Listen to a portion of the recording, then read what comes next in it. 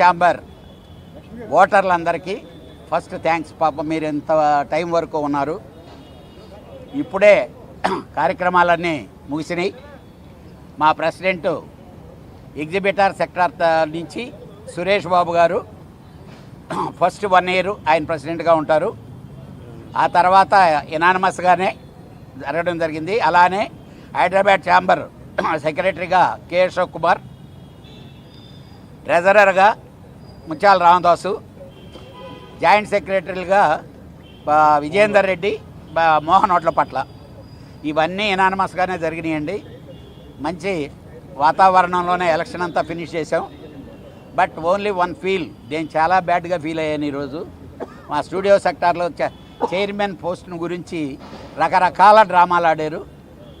ఇలాంటిది కరెక్ట్ కాదు. మనం ఎలక్షన్లో ఓడిపోతే ఇంటికి వెళ్ళిపోవాలా?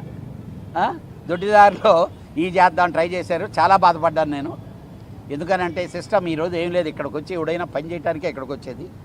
బట్ ఏదేది అయినా కానీ స్మూత్గా అన్నీ జరిగినాయి.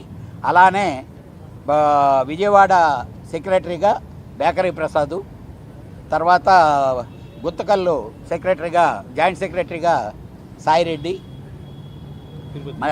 తిరుపతి మావాడు వాడు పేరు నాగార్జున, అలానే వైజాగ్ మూర్తి, వైజాగ్ అండి. టోటల్గా ఆల్ ఆఫీస్ బేరర్స్ సినానిమస్గా చేయటం జరిగింది. సక్సెస్ఫుల్. అదే మా నాగవంశీ ఒక్క దెబ్బకు రెండు కాయలు రాలిని. సితారా ఎంటర్టైన్మెంట్ నాగవంశీ పోరాడి ఎలక్షన్లో ఈసీ మెంబర్గా గెలిచాడు. మా ప్రొడ్యూసర్స్ తరఫున వైస్ ప్రెసిడెంట్ కూడా అయ్యాడు. థ్యాంక్స్ టు మా వంశీకి.